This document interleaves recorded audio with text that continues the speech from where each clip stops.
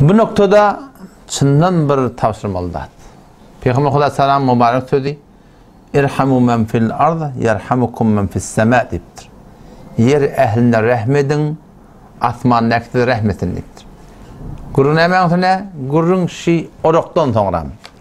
Ya haydi bir ekşten toğram. Hatmin arpa oğdaydı da, karpuz olsun, mekke cavan olsun, zorjet.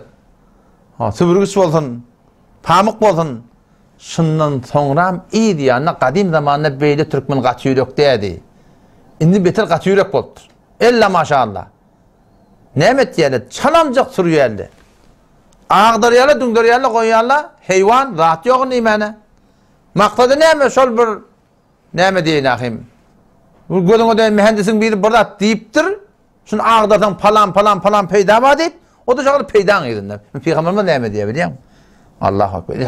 İrhamu men fil ard, yerin ehline rahmedin deyiptir. Heyvalı da yerin ehline. Mal gara, yerin ehlinden. İrhamu men fil ard, siz yerin ehline rahmedin, yerhamukum men fis sema. Zat hak, Allah tebarek ve taala size rahmeder deyiptir. Onun şu taydan, şu zatdan hakkında, ola şol koyunu duyun, tedegi, peşevi, ayak batan zayının derman ahim. Kadim zamanlarda hayti bir yerde var ahim.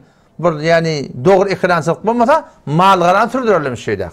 Koyun yatağı edeverin iştahını, sığır yatağı edeverin iştahını, gelmiş yatak edeverin iştahını, düğü yatak edeverin. Yani şu var meğer neyme, derse ekidip neyme, şu var ders satmayalım meğer neyme.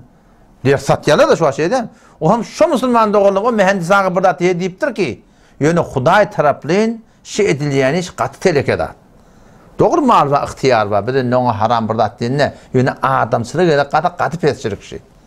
Hazreti Süleyman Aleyhisselam bir vaxtda öz yaranları bilen yağın dilemeyen dahi çıktırla diye. Dahi çıkarlarsa Süleyman Aleyhisselam evurlun deydi. Yağın yağar. Neyme? Karınızga doğa attırmıştı.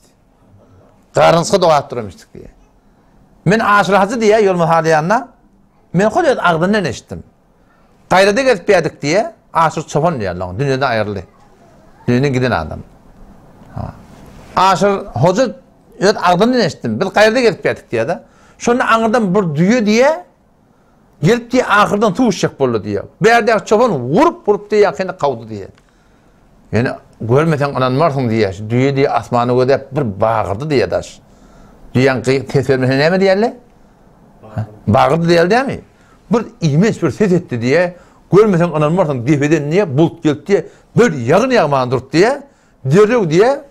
Yani çukuruna doğladı diye.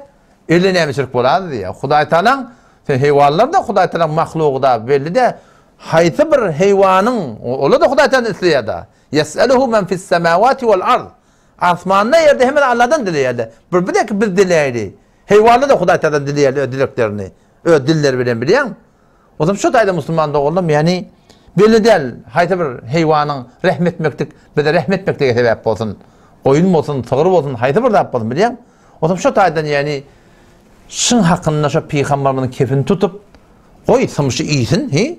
İyicini iyisin, hakka devrik bolsun, Türkçe de ondan sonra Türkçe biliyor musun? O acaba hiro çık ya da adet diye heyvanı acaba bir yayılım ol ya da at bol ya da biliyor musun? O zaman şıkılık hayatiyeti ki sürdün iyi yani ekmeklik, şu Allah'ın malahim rahmetinden daş düşmeklik, murabbet, adamçılık, taydan katı bir pesçilik yani. Katı bir pesçilik yani. Şu da inşallah sıratları Tayhan doğullumuz, yer ekrançılık ekkiyen Müslüman doğum gayret ettiler. Ne kadar iyidirmediler, iyidirdiler. O ip tökülünün sonra ondan sonra ağdata olur ayrı vurun da şey değil mi? Allah temizlemin tavuk versin.